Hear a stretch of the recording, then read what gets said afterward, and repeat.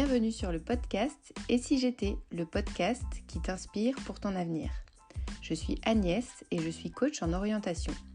Mais avant ça, j'ai passé 15 ans dans un métier qui ne me correspondait pas. J'ai suivi ce qui était bien de faire, je suis rentrée dans le moule, j'ai suivi une suite logique toute tracée.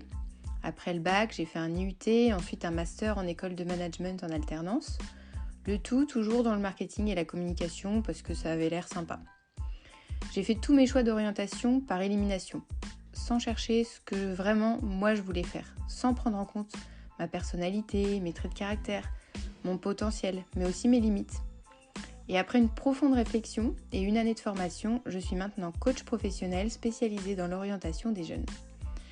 Ces interviews métiers, c'est une manière de te faire découvrir des métiers vus de l'intérieur avec des personnes qui sont passionnées, qui sont transparentes et qui te partagent leur parcours plus ou moins linéaire et atypique. Bonne écoute!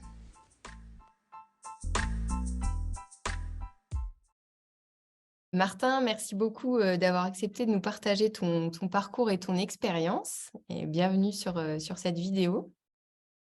On va démarrer tout de suite dans le vif du sujet avec une première question avant, et puis après tu pourras te présenter. Et donc cette première question, c'est: est-ce qu'à 18 ans, tu te serais imaginé là où tu es aujourd'hui professionnellement? C'est une très bonne question. Pas spécifiquement, mais probablement pas très, très loin. Donc, je Ok, ne sais pas si ça répond à ta question, mais très bien, pas oui, très très loin. peut-être un Ok, petit peu. ça marche. Ça marche. Alors, est-ce que en quelques mots, tu peux te présenter à nous, s'il te plaît? OK. Donc, je m'appelle Martin, j'ai 40 ans, j'habite en Belgique, je suis belge, papa de 2 enfants et voilà. Et au niveau professionnel, je travaille dans l'informatique où, bon, voilà, on pourra détailler tout le parcours, mais pour l'instant, je suis responsable d'une équipe, informatique dans une société d'assurance vie. Ok, top. Et est-ce que du coup, tu as toujours voulu travailler dans l'informatique? Hem, on pourra en reparler. Quand j'étais tout petit, on a tous le rêve de devenir, pompier, astronaute ou quoi qu'est-ce. Moi, je crois que c'était pilote d'avion, un grand classique. Ok, Mais oui, j'ai toujours je sais pas si j'ai toujours voulu travailler, mais j'ai toujours eu un intérêt, énorme pour tout ce qui touche à l'informatique. ok. Heu, donc voilà. Donc, t'as suivi ton intuition et ton envie depuis le début, quoi. Ouais, ouais, ouais, je suis dans un domaine qui me plaît depuis toujours, ouais. Top. Et alors, si on retourne quelques années en arrière, est-ce que du coup, tu étais plutôt un bon élève ou pas trop, ou plutôt agité, ou c'est quel type OK. d'élève? Heu, J'étais, un élève qui avait, on va dire jusqu'à mes 18-19 ans, beaucoup de facilité à l'école. Enfin, en tout cas, quand j'y repense maintenant, j'ai l'impression que ça m'a toujours paru facile. Et, et du coup, je reconnais que, bah, voilà, maintenant avec le recul, on regarde un peu comment ça s'est passé. Et je faisais pas spécialement beaucoup d'efforts pour arriver à avoir des notes acceptables, quoi. Donc ça, jusqu'à arriver dans le supérieur, hein. Après alors en Belgique, on parle du secondaire, du lycée en France, j'imagine. Ouais. Heu Et après, beh, je me suis pris ce qu'on appelle la grande claque. OK. Ou quand tu arrives dans le supérieur, ben, comme on a l'habitude que ce soit assez facile, et là, d'un coup, je me suis rendu compte que ça l'était plus du tout. Et voilà, j'ai un petit peu patiné quelques années avant de me reprendre. OK, ça marche. Et du coup, c'est quoi ton parcours, scolaire, on va dire, de 16-18 ans jusque les études supérieures, Et alors donc comme je disais, donc le secondaire ou l'équivalent du lycée, j'étais en pension, de mes 16 ans jusqu'à mes 18 ans. Donc ça, c'était vraiment très, très chouette. Il y avait une bonne ambiance, on s'amusait bien et puis, les cours, ça allait bien. Ensuite, mes parents m'ont vraiment poussé à partir un an à l'étranger, et donc via des programmes d'échange. J'ai OK. passé un an aux États-Unis, en Californie, dans une famille d'accueil où là, ça m'a vraiment, vraiment, vraiment, enfin vraiment, je ne les remercierai jamais assez de m'avoir, motivé à le faire, parce que je crois que de moi-même, j'aurais pas fait. Heu, pour les gens qui ont l'opportunité de le faire, moi, je le conseille. Ça Ouais, demande un peu de courage, mais ça ouvre vraiment des nouvelles perspectives sur soi-même, sur les autres, et cetera. ouais. Et donc Donc là-bas, voilà, je suis tombé dans une famille tu étais à tombé dans l'école une là-bas? famille américaine, pardon? Oui, j'étais à l'école, donc j'ai Ouais. refait une terminale, D'accord. Et je suis tombé dans une famille américaine, très, très accueillante, mais vraiment, je vais dire typique. Donc c'était, voilà, j'étais plongé dans la culture américaine en plein. On pourrait croire que c'est très similaire à chez nous, mais il y a quand même pas mal de différences. Et, OK. heu et ça m'a ouvert l'esprit, sur, voilà, sur une autre culture, sur une autre façon d'être, et cetera. Et donc voilà, ça c'est vraiment un événement, je veux dire, notable dans mon parcours, Ouais. en tant qu'adolescent. Mmh. Mais par contre, voilà, j'y partais en me disant: «Mais je vais sûrement revenir de là en sachant exactement ce que je veux faire». Et finalement, en revenant après 1 an, je savais encore moins ce que je voulais faire OK. qu'en partant. Ça t'avait ouvert Et trop de ouais, voilà, portes? exactement. Ouais. Trop de portes, je sais pas, oui, oui. Et puis voilà, je reconnais qu'en revenant, je suis parti dans des études supérieures, je sais même plus maintenant, d'économie, mais OK. sans vraiment sans y croire. Et bah, du coup, ça a donné les résultats auxquels on pourrait s'attendre. Ouais. J'ai j'ai C'était l'échec. Donc OK. voilà. Tu as fait Donc quoi? Tu as fait j'ai une raté. année en économie ou? J'ai fait une première année, qui était complètement ratée. Et puis fatalement, je m'étais fait beaucoup d'amis, je voulais rester là et j'ai convaincu mes parents de me laisser tenter une deuxième, parce que derrière, évidemment, c'est eux qui finançaient tout ça, hein. Mmh mh. Et puis la deuxième, ça n'a pas été mieux. Et là, en milieu d'année, on a dit stop. Donc j'ai terminé l'année à travailler. Heu et puis voilà, là, ça m'a permis aussi, le fait de travailler, de prendre un peu mes responsabilités, de réfléchir un peu à ce que je voulais vraiment faire. Et ensuite, là aussi, c'était vraiment un événement qui était assez court, mais on m'a conseillé de suivre une orientation, ben, voilà, un conseiller d'orientation pour, voilà, justement pour Ouais. les jeunes, qui m'a assez facilement, après quelques interviews, m'a dit: «Mais tu dois absolument te lancer dans l'informatique, mais dans tel parcours», et qui était un parcours, pas universitaire, un parcours plus, de haute école. Nous, on appelle ça graduat en Belgique, donc OK. un plus 3, je ne sais pas si ça te parle. Ouais. Hem et c'est ça qu'il me fallait, c'était vraiment quelque chose de beaucoup plus, pratico-pratique, D'accord. heu, avec des exercices pratiques, beaucoup, enfin, il y avait de la théorie, mais un peu moins. Et là, j'ai pu facilement trouver mes marques et là, ça a été sans problème, quoi. D'accord et donc du coup, c'est grâce à cette, enfin pas cette rencontre, mais en gros ce conseiller d'orientation que tu as pu, trouver, vraiment, ce qui te correspondait, pas Ben juste oui, parce que ouais. finalement, à l'époque, il y a tellement de choses qu'on ne sait pas trop regarder. Et Mmh mh. là, ce sont des personnes qui savent bien, toutes les possibilités. Et oui, oui, OK. sans ça, enfin, en tout cas, ça m'a bien aidé. OK, top et donc du coup, suite à ça, tu as trouvé, l'école qui te correspondait? C'était en Ouais. combien de temps? Donc une école à Bruxelles, l'Institut Paul Lambin, sur 3 ans. Et donc au bout de 3 ans, je suis sorti avec mon diplôme. Et là, bah, directement, je me suis mis à travailler. D'accord. Donc je sais pas si tu veux que j'enchaîne là-dessus ou pas, mais Bah, écoute, donc oui, j'allais dire, c'est quel est ton c'était quoi ton premier job en tant que diplômé, justement? alors mon 1er job en tant que diplômé, c'était pas un job qui m'excitait plus que ça parce que, bah, dans l'informatique, j'étais, développeur à l'époque. Ouais, Et via mes études, j'avais une expérience sur un langage, enfin, je ne vais pas rentrer trop dans le technique, mais c'était un langage qui n'était pas vraiment à la pointe à l'époque. Et ouais, j'avais fait un peu de ça pendant mes études et directement l'employeur a dit: «Ah mais je vois que tu as fait ce langage-là, on en cherche quelqu'un». Bon, j'étais pas spécialement emballé à l'idée, mais ce que j'avais toujours entendu, c'est: «Ne refuse jamais ton premier boulot». Je ne d'accord. sais pas si ça me donner un bon conseil ou pas finalement. Mais voilà, donc j'ai accepté. Donc j'étais consultant en développement informatique, pour une grande institution, internationale, publique. Heu et là, je suis quand même resté quand même, finalement, pas loin de 5 ans. Donc mais bon, heureusement, mon rôle a un petit peu évolué, donc je suis allé vers des choses un peu plus intéressantes. OK. Heu, voilà. Et puis, finalement, mon boulot actuel, c'est mon deuxième employeur. Au bout de 5 ans, j'ai voulu changer et je suis arrivé chez mon employeur actuel. OK, d'accord, donc effectivement, donc toi, tu es plutôt, à Sédentaire. suivre, non, ouais. Après, tu as suivi, tu es resté, tu as fait 2 entreprises en combien du coup? En 15 ans? 15-16 ans, là, je suis à 16 ans, Mmh ouais, je crois, d'expérience mh. professionnelle. Ouais, ouais, Heu, plutôt donc oui, fidèle. plutôt fidèle, j'ai J'ai fait 2 entretiens d'embauche dans ma vie, j'ai réussi tous les 2. Bravo. Merci, merci. Ouais, tout ça pour dire oui, plutôt loyal, envers mon employeur. Après, ça dépend de l'employeur aussi. Ici, Ouais. l'employeur, on pourra en parler, mais mon emploi actuel, c'est vraiment un emploi dans lequel j'ai l'opportunité d'évoluer. Tu connais mon parcours, Ouais. hein, Mmh.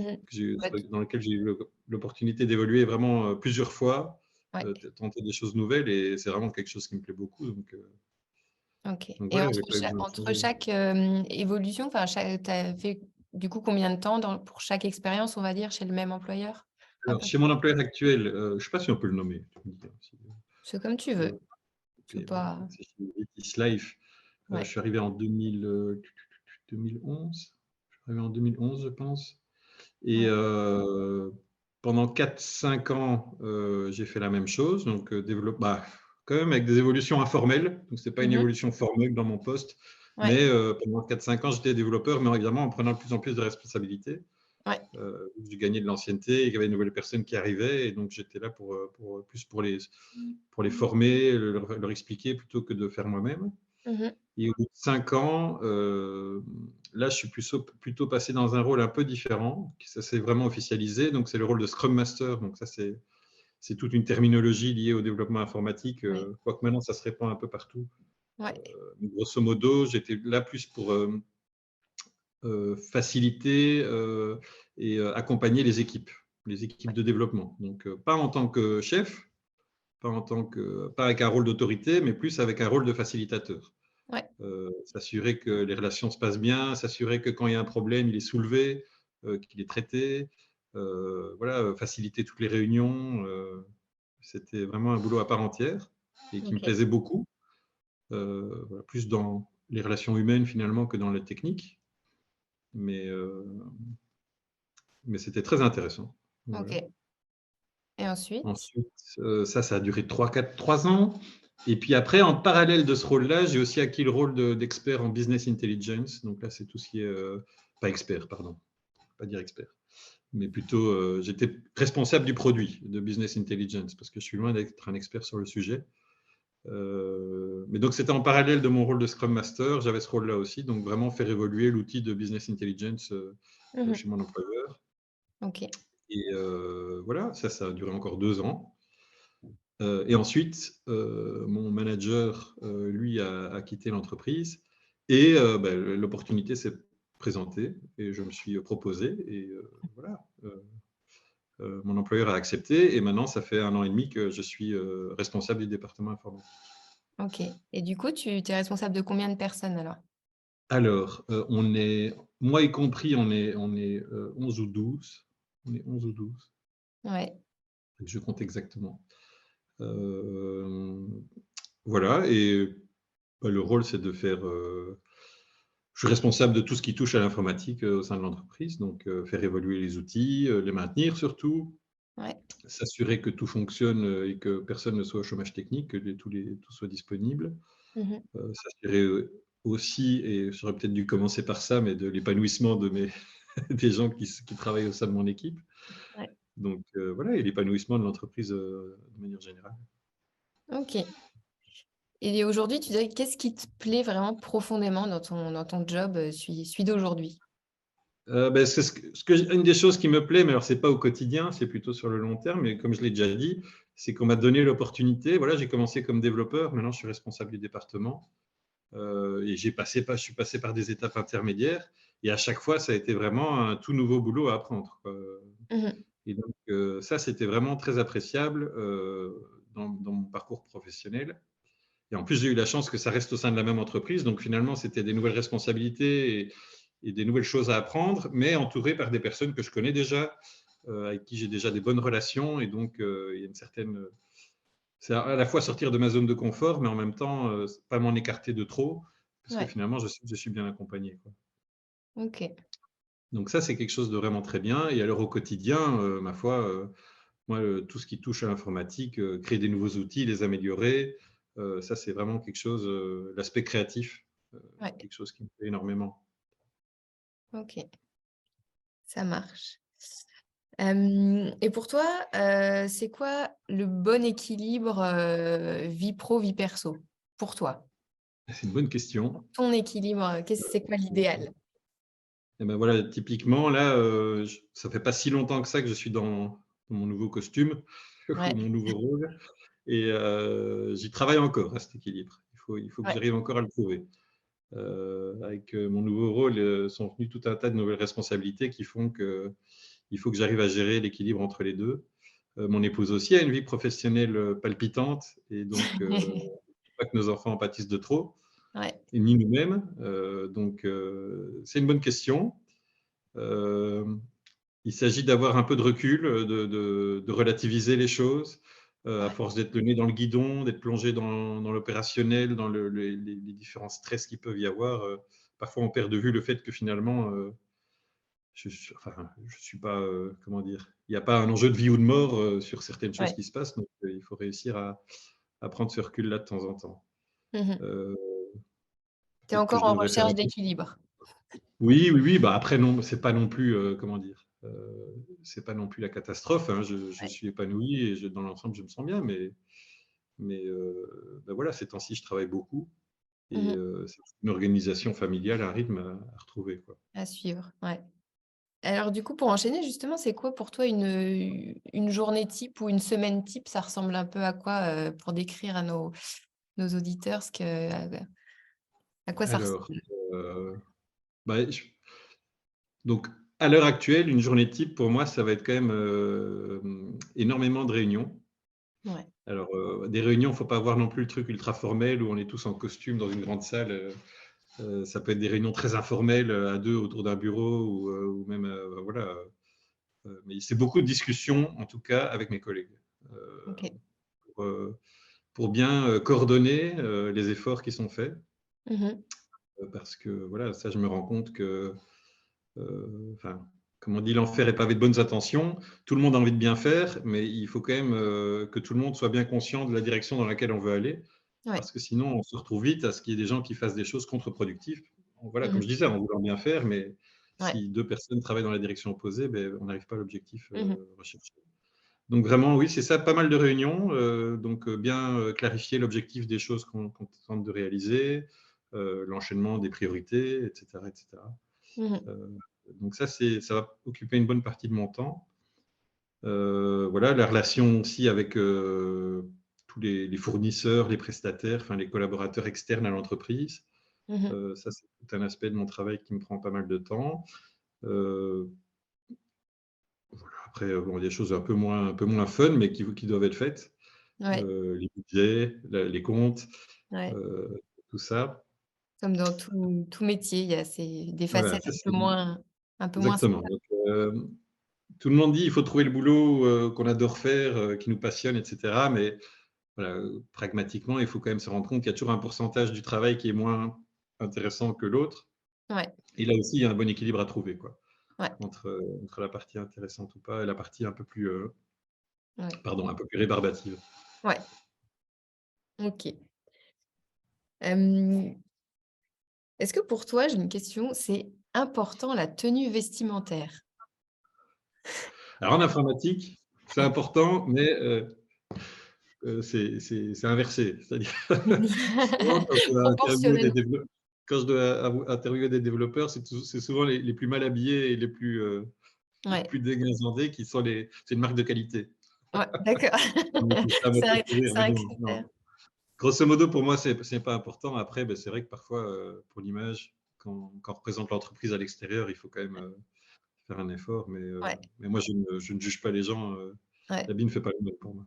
ouais, Et même, en tout cas en informatique, alors c'est sûrement pas vrai dans les autres métiers, ouais, mais moi je suis intéressé par trouver des gens qui sont motivés par le boulot, enfin par la mission qu'on leur ouais, demande de réaliser et je vais plus m'attacher sur ce point-là et sur, ce qu'on appelle maintenant les soft skills, donc le ouais. tempérament, la façon de s'intégrer au sein d'un groupe. Mmh mh. C'est vraiment des critères qui vont m'intéresser beaucoup plus que même, les compétences techniques. Mmh. Et ça, comment Les tu vas compétences les techniques, pardon, ouais, oui. ça, les soft skills, comment tu vas enfin pas les juger, mais comment quand tu reçois quelqu'un, tu vas les tester, on va dire, est-ce que c'est un Ah, feeling vraiment? que toi Oui, tu oui, oui, as? mais c'est une bonne question. En soi, ça m'est déjà arrivé même régulièrement de me tromper, d'avoir un Ouais. bon feeling. Alors me tromper, c'est pas tout le monde a son propre tempérament et je ne juge personne, hein. C'est pas pour dire: Mmh. «Celui-là il est bien, celui-là il est pas bien», mais voilà, il y a des gens qui ont plus de mal à travailler en équipe ou en tout cas qui ont eu plus de mal à s'intégrer dans l'équipe dans laquelle on était nous. Ouais. Et alors que je pensais qu'après une heure d'entretien que ça allait Mmh. coller, bah, voilà, ça donc j'ai pas de formule magique. Par contre, c'est vrai que, ça c'est quelque chose que j'aimerais bien mettre en place. Il faudrait que j'y pense un peu plus sérieusement. Mais je me rends compte qu'un entretien classique, comme on l'entend encore aujourd'hui, heu, les gens sont pas sous Le comment dire? vrai jour. Sont pas naturels. Voilà. Ouais. Ils vont pas essayer de répondre avec ce qu'ils pensent vraiment. Ils vont essayer de chercher ce que Ouais. la personne qui fait l'entretien, veut entendre. Je sais Mmh. pas si tu vois ce que je veux dire? Ouais, complètement, bah, oui. Et du coup, ça fausse la donne. Mmh. Moi, je préfère nettement, enfin, faudrait que je me dis, soit que la personne passe 2 jours, avec nous et là, Ouais. en 2 jours, ben là, on a plus tendance à faire revenir le naturel Mmh. et à voir si ça colle ou pas. Mais voilà, quelque chose un peu pour changer un peu le mode d'entretien classique, 1 heure Formel. d'interview, on Mmh. pose des questions formelles et là, finalement, ça donne une vision faussée des choses, quoi. Ouais. Ouais, je comprends. Donc donc voilà. Hem, Est-ce qu'il y a un événement qui t'a marqué, soit dans ta scolarité, soit dans ta carrière, qui a été important, qui a été, je sais pas, révélateur ou qui t'a donné un déclic ou, quelque chose qui t'a vraiment marqué? Ouais, il y a plein de petites choses. Je dirais donc l'année que j'ai passée à l'étranger dont on parlait tout à l'heure, Ouais. ça m'a vraiment, ouvert l'esprit. Mmh. Hem, donc voilà, et puis je dirais qu'aussi, hem,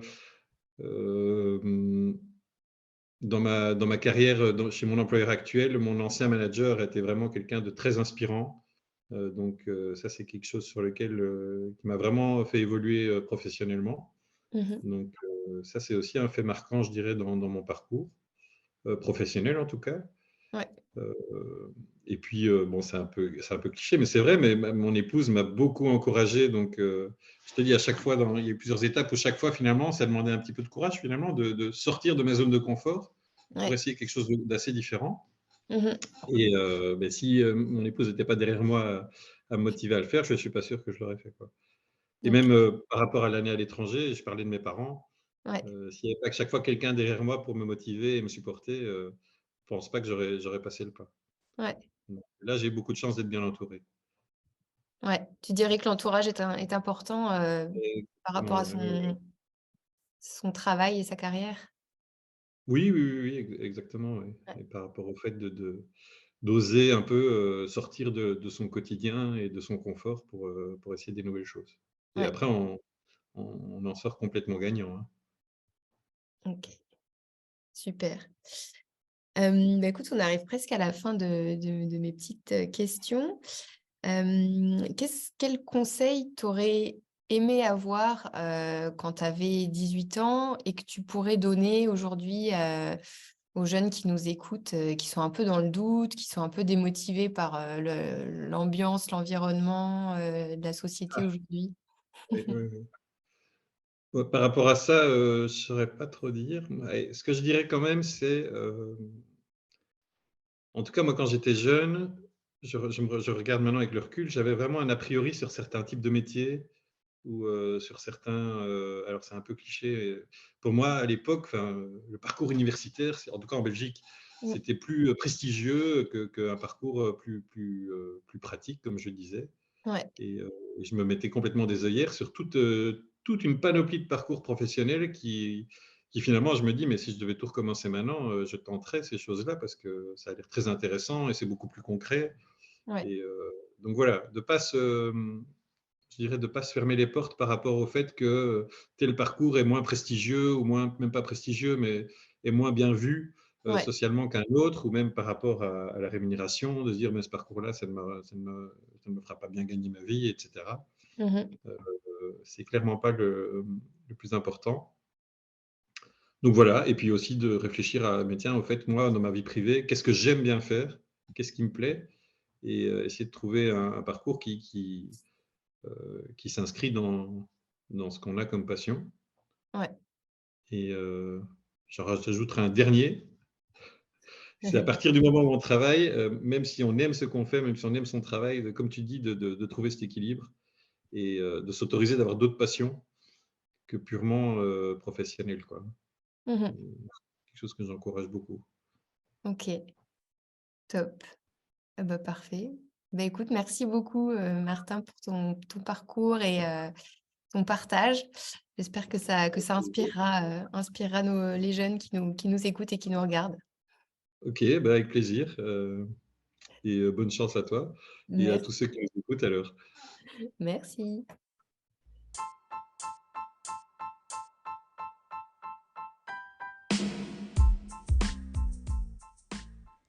Et voilà, l'interview est terminée pour aujourd'hui. J'espère que ça t'a plu, que tu as pris une bonne dose d'inspiration et de motivation pour avancer dans ton parcours d'orientation. Et surtout, dis-moi en commentaire si tu as aimé et n'hésite pas à la partager autour de toi. Partage aussi beaucoup de contenu sur Instagram, n'hésite pas à aller voir letsgocoaching.co.